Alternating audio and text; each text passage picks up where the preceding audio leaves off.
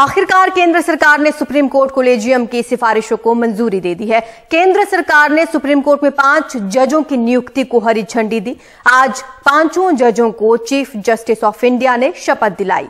ये जज हैं justice Pankaj Mittal, justice Sanjay Karol, justice PV Sanjay Kumar, justice Ahsanuddin Amanullah और justice Manoj Mishra.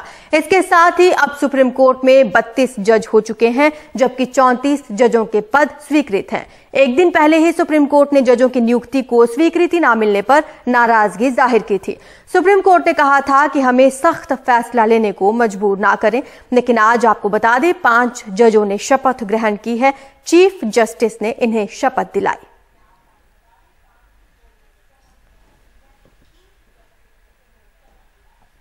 Supreme court में 5 नए जजों ने शपथ ले ली है। 32 अब जजों की संख्या सुप्रीम कोर्ट में हो गई है। उम्मीद ये की जानी चाहिए कि आने वाले कुछ दिनों में सुप्रीम कोर्ट कोलेजियम ने जो 2 नाम भेजे थे जजों की नियुक्ति के लिए, वो जो दोनों नामों की भी केंद्र सरकार मंजूरी दे देगी और पूरी क्षमता में सुप्रीम कोर्ट अब काम करेगा। दोनों के बीच जिस तरह न्यायपालिका और केंद्र सरकार के बीच जजों की नियुक्ति को लेकर टकराव है, उस टकराव में ये महत्वपूर्ण बात है कि 13 दिसंबर को इन 5 जजों की नियुक्ति की बात यहाँ पर की गई थी और 5 जजों की नियुक्ति की कोलेजियम ने सिफारिश भेजी थी, लेकिन करीब 1.5 महीने से ज़्यादा वक्त होने के बावजूद केंद्र सरकार ने उसे मंजूरी नहीं दी।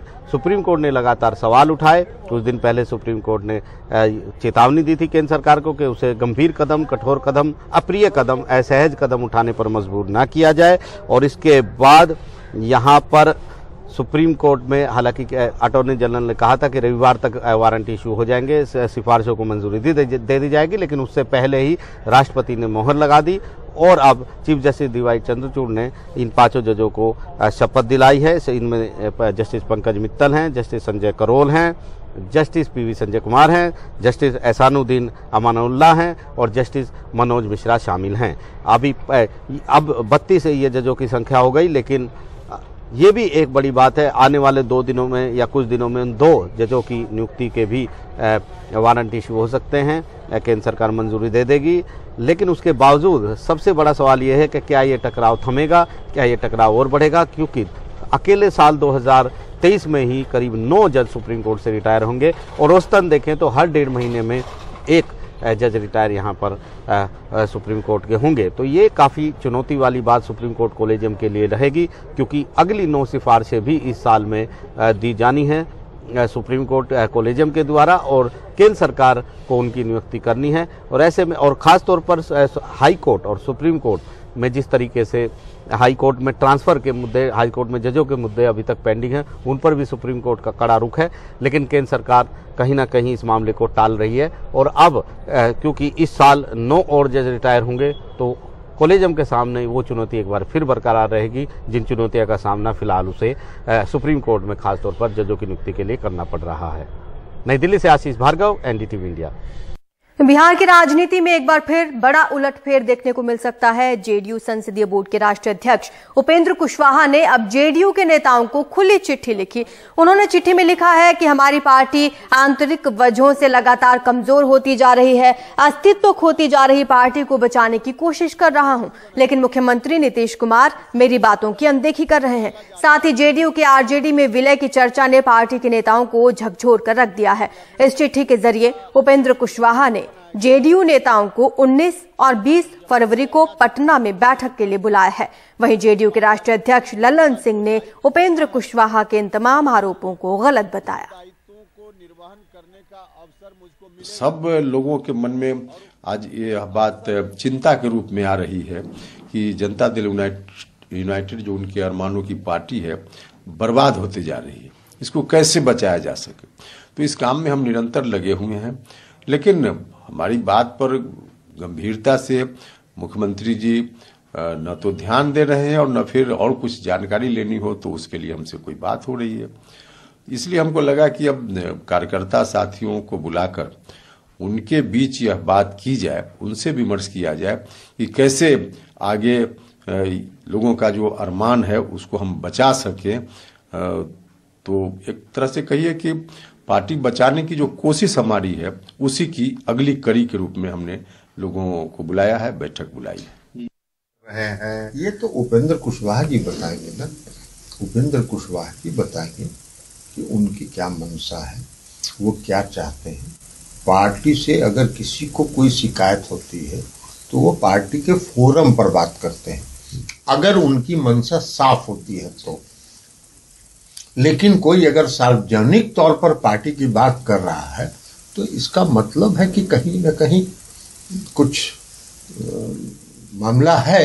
तो अब ये तो वो बताएंगे ना कि उनके मन में क्या है, उनकी क्या इच्छा है, भविष्य की उनकी क्या रणनीति है, ये वो बताएंगे। बिहार के कटिहार में नीतीश कुमार की समाधान यात्रा के दौरान बवाल हुआ। मुख्यमंत्री से ना मिल पाने के चलते नाराज लोगों ने जमकर बवाल किया। इन्होंने आगजनी तक की। लोगों ने जेडीयू के पोस्टर्स, बैनर्स फाड़ डाले, आग के हवाले कर दिए। साथ ही नीतीश कुमार के खिलाफ जमकर नारेबाजी हुई। यह हंगामे की तस्वीरें आप अपनी स्क्रीन पर देख पा रहे हैं। जमकर हंगामा किया है, स्थानीय लोगों ने आगजनी तक की है। बिहार के कटिहार से ये तस्वीरें सामने आई जहां नीतीश कुमार की समाधान यात्रा चल रही थी और इसी दौरान ये बवाल हुआ। इसकी वजह थी मुख्यमंत्री से ना मिल पाना।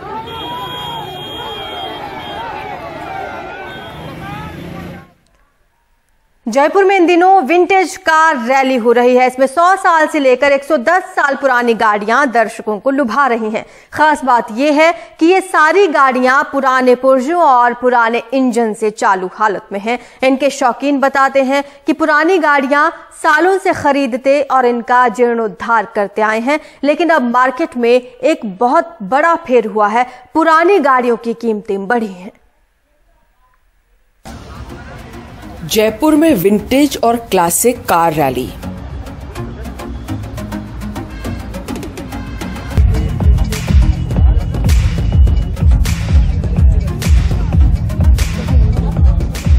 सौ साल पुरानी ऑस्टिन और 110 साल पुरानी फोर्ड, साथ ही अलग अलग रंग और किस्म की पुरानी गाड़ियां अपने आप में एक बीते जमाने की यादें संजोई हुई हैं।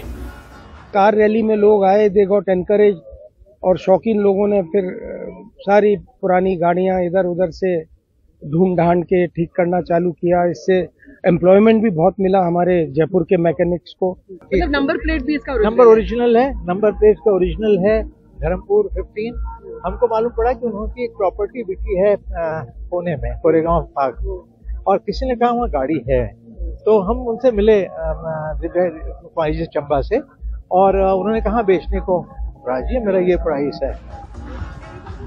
अब पुरानी चीजों को शौक से खरीदने वाले लोग कहते हैं कि उन्होंने कभी सोचा नहीं था कि इन गाड़ियों की कीमत इतनी बढ़ जाएगी, जैसे अब्दुल अहमद घनी की ये ऑस्टिन शिमी।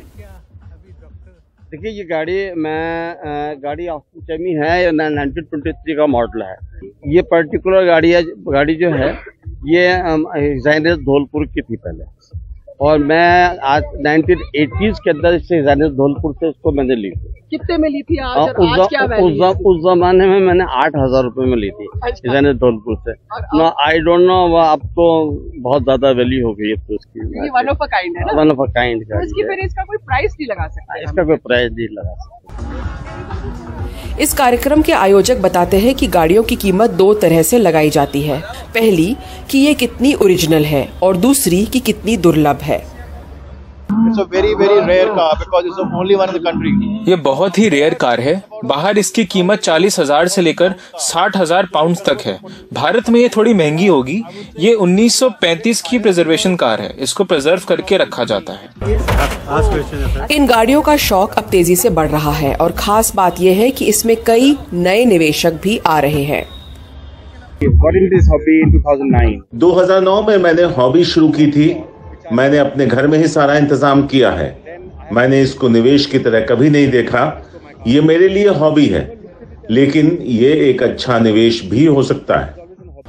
जाहिर है पुरानी गाड़ियां अब सिर्फ शौक ही नहीं, निवेश का बेहतर विकल्प है, और ऐसी गाड़ियों का क्रेज अब समाज में बढ़ता जा रहा है। एक शाही अंदाज के साथ साथ अब ये एक नए युग का नया फैशन भी बन चुका है। जयपुर से हर्षा कुमारी सिंह, NDTV इंडिया।